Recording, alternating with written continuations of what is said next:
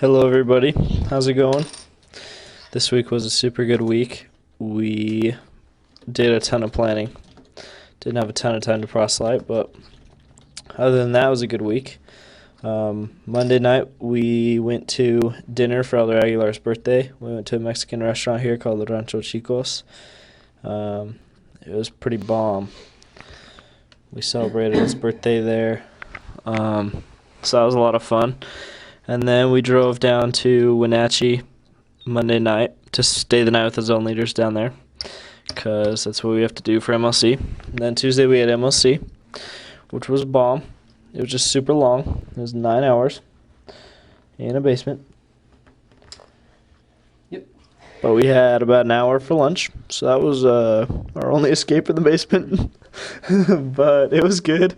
The basement's nice at least, so I mean it's in the mission home, so it's not like it's a nasty basement. Anyway, so yeah, it was fun. Elder Alsop and I gave a training on how to have more effective personal and companionship studies.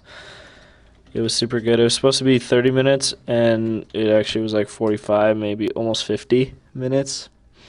So, yeah, it was good, though. It was a little long, but we covered all the things that President asked us to cover. It just went long from all the comments and things, and so, but it was all right. President didn't mind. Yeah, so MLC was good. Then we didn't get home to Wenatchee. We didn't get back to Wenatchee till like 8:30, so we had to spend the night again. Then we drove home Wednesday morning. We just got up, got showered and ready, and actually we didn't even shower. We just got up, got packed, and left, and drove home. Yeah. And then Wednesday we planned for ZLC, Zone Leadership Council. And then we had that on Thursday. It was super good. Wednesday night we had correlation, and we had a little planning meeting too to plan and prepare the family home evening that we're putting on again this weekend for the ward. We're going to invite a bunch of investigators and stuff to that, so that'll be good. Tonight we're going to meet and like finish up all the plans and do all the preparation and stuff. We're going to base it around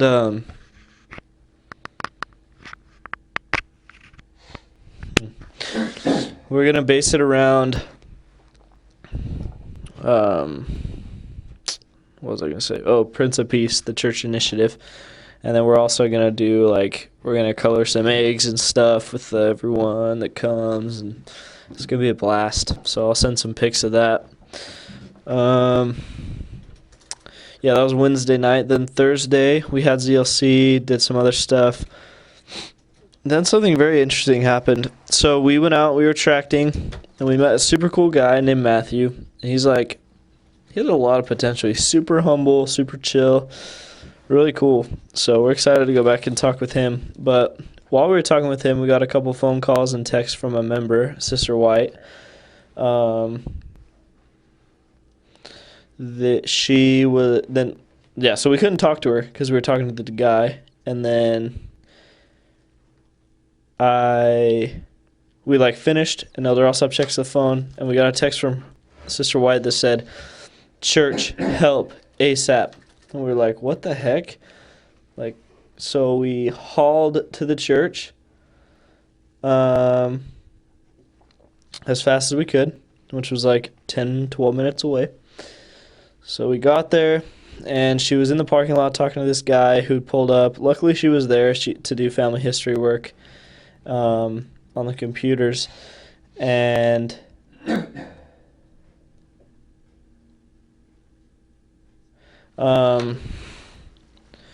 anyway, so this guy pulled up while she was in her car about to get out, and he was just like, "Hey, I want to talk to missionaries from your church. I'm interested," whatever, or something like that.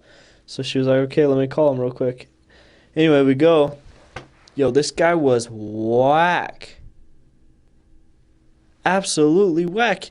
It was the craziest experience of my life. So he was acting like he was super, I don't know. We don't know what to think about this dude.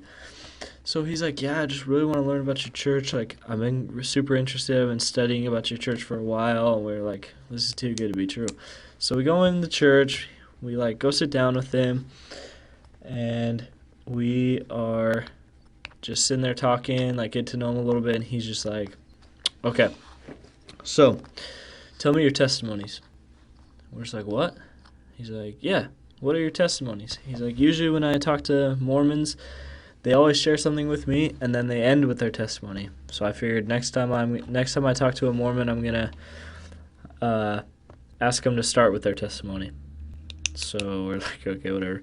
So we told him, we shared our testimonies with him about the gospel, and then the next hour and a half consisted of him telling us all the deep doctrine of the church, which we knew most of it. Actually, we knew it all, but all the things that he was bringing up were like a bunch of anti-stuff too that was not true, that I have never even heard of in my life.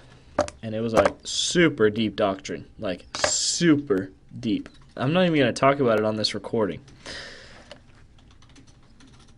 And anyway, he was just going off.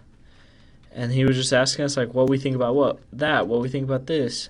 And he was just asking us about before this life, after this life, what this life is, and all this stuff. Holy cow, it was just...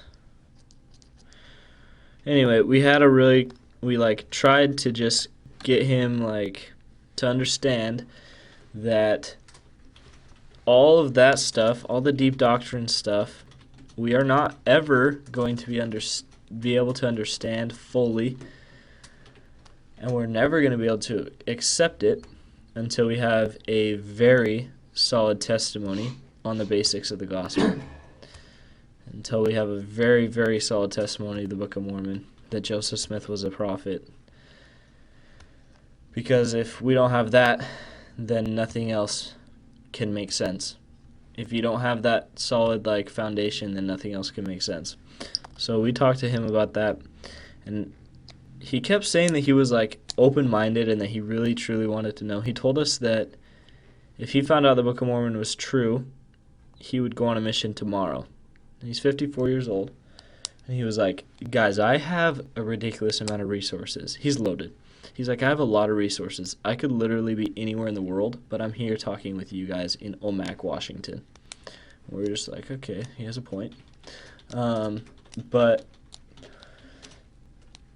anyway, so he was just going off, and he's like just telling us all this stuff.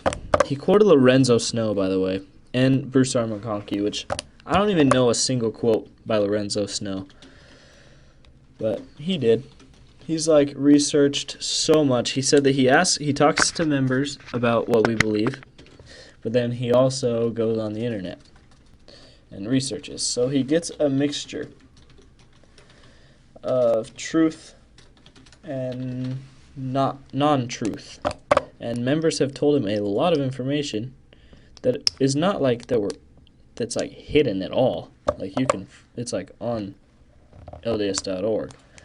But he just doesn't accept it because he doesn't have a testimony of the basics yet. So we tried to help him understand that, but he wasn't really having it. Every time we'd bring that up, he would just shoot down with anti-stuff, everything that we said.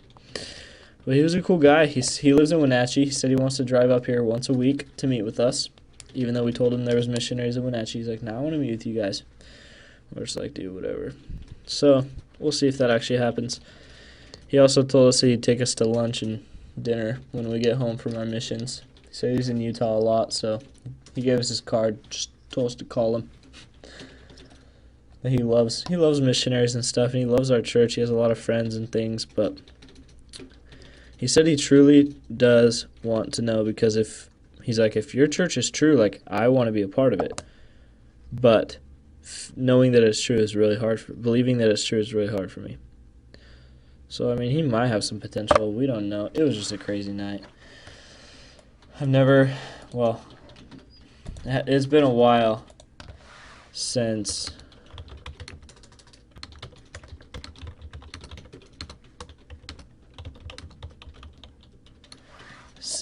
I have talked to someone that knew that much, that wasn't a member of our church.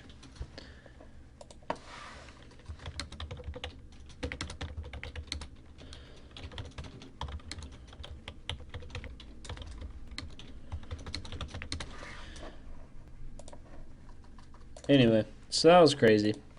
That was Thursday night. Then Friday, we planned for zone training meeting, which was on Saturday. And yeah. So, zone training meeting was super good. We did a pretty cool analogy right off the bat that we stole from the APs. They did it at MLC, but the zone really liked it, so it was fun. We pretended to do CPR and stuff. Anyway, it was super good. I have a video of it, but it's too long to send in an email. Then we went to a baptism on Saturday down in Brewster for Yesenia, the girl that I interviewed to be baptized. She got baptized, so that was pretty cool. Sunday was good. Church was good. It got canceled. Not canceled, but it got cut an hour short because the bathrooms were flooding. So, yeah, they were just like, "Alright, everyone, we're going home." So that was weird. Hopefully it gets fixed. Anyway, oh man. Yep. Pretty sure that's it. We are just finishing up emailing, and then we're going to go. We don't really have anything else to do. We already went shopping. I was going to get a haircut, but the place I was going to get it cut at didn't have any openings today, so I'm going to get it cut next week. It's like probably the best place here, so I'm just going to wait, because the other place, the dude who cuts the hair, he has tremors. So both his hands are just shaking the whole entire time, and it sketches me out. Kind of don't want to get my hair cut by a dude that has tremors. Anyway, so yeah, our week was good. Hope y'all are doing well.